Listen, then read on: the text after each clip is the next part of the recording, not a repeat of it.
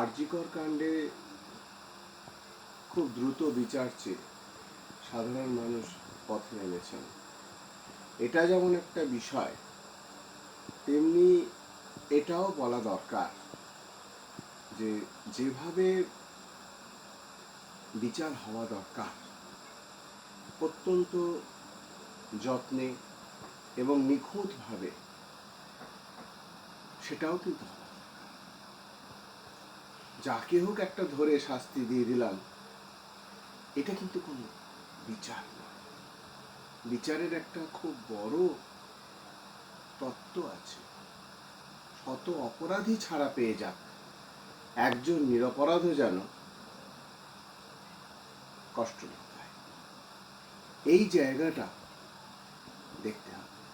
এছাড়া benefit of doubt বলে একটা কথা আছে। যদি কোথাও দেখা যায় যে যে অভিযুক্ত যাকে বলা হচ্ছে তার এমন কিছু বিষয় রয়ে গেছে যেখানে একেবারে সুনিশ্চিতভাবে তাকে অপরাধী বলা যাচ্ছে না, কিছু সন্দেহ, কিছু ডাউট যদি থাকে, তাহলে কিন্তু তাকে পুরোপুরি অপরাধী বলা যাবে না। এই বেনিফিট অফ ডাউট, তাহলে কি করতে হবে? তাহলে খুব যত্ন করে নিরপেক্ষভাবে আবেগহীনভাবে অনুসন্ধান করতে হবে, তদন্ত করতে হবে। সেখানে কোনো রকম অযৌক্তিক কিছু চাপিয়ে দেওয়া চলবে না। এই যে একটা পরিস্থিতি, তার সঙ্গে আরেকটা জিনিস জুড়ে গেছে, আমরা দেখতে পেয়েছি, সাধারণ মানুষের একটা ধারণা হয়ে গেছে যে প্রমাণ লোপাটের কিছু ঘটনা ঘটেছে। কিরকম?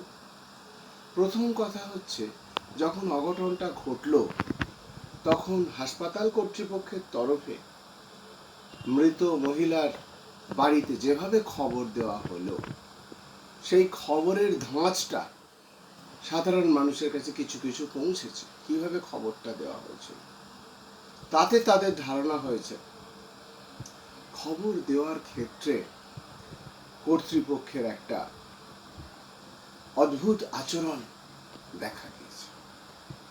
তারপর কি দেখা গিয়েছে? তারপর এই মৃতদেহ ঝটপট করে পুড়িয়ে দেওয়া। কেন? মর্গে তো অনেকদিন বডি থাকে, এই বডির আরেকবার ময়না তদন্ত হতে পারত, ভিসেরা সংরক্ষণ হতে পারত, অনেক কিছু হওয়ার জায়গা ছিল, যেগুলো হয়নি। এগুলো কিন্তু অনেক প্রশ্ন তুলে দিচ্ছে। এর সাথে সাথে এসে যাচ্ছে আরো অনেকগুলো দুর্নীতির প্রশ্ন। হাসপাতালের অভ্যন্তরে ওষুধ কেনা সংক্রান্ত, জিনিসপত্র কেনা সংক্রান্ত এবং মৃতদেহের বিভিন্ন অঙ্গ প্রত্যঙ্গ বিক্রয় করা সংক্রান্ত অনেক রকম সব প্রশ্ন এসে গেছে, যেগুলোর সুনির্দিষ্ট বিচার হওয়া দরকার। দুটি বিষয় একত্রে জড়িত কিনা, এই ধর্ষণ, খুন এবং এই আর্থিক দুর্নীতি, এই দুটো একসাথে জড়িত কিনা, অথবা দুটো আলাদা আলাদা কিনা, এই ব্যাপারটা খুব সহজ নয়। সিবিআই এর দক্ষ লোকেদের পক্ষেও খুব সহজ ব্যাপারটা নয়। এবং সিবিআই এর হাতে এমন কোনো মন্ত্র নেই যাতে সমস্ত কিছু সমাধান হয়ে যায়। আমরা এও দেখেছি যে বহু জিনিস তদন্ত করে কুল কিনারা পাওয়া যায় না। রবীন্দ্রনাথের নোবেল পদক ফেরত আসেনি।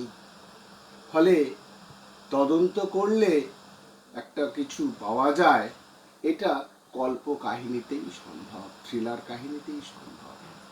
বাস্তব জীবন বড় কঠিন।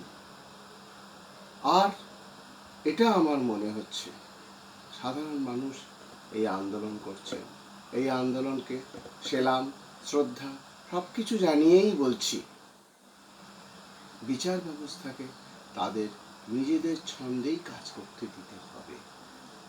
ধর্ষণের বিচারটা হবে কিন্তু জেলা আদালতে, ডিস্ট্রিক্ট জাজের কাছে, সেশনস জাজ যাকে বলা হয়, এবং সেটা রয়েছে এক্ষেত্রে কলকাতার শিয়ালদা কোর্টে।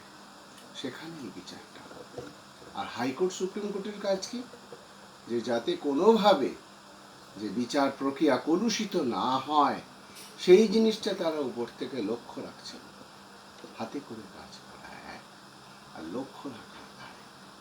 এই বিষয়টা তলিয়ে ভেবে যত দ্রুত সম্ভব চিকিৎসা ব্যবস্থা, স্বাস্থ্য ব্যবস্থাকে একটা সুস্থ চেহারা ফিরিয়ে দেওয়া সকলের দায়িত্ব হওয়া উচিত।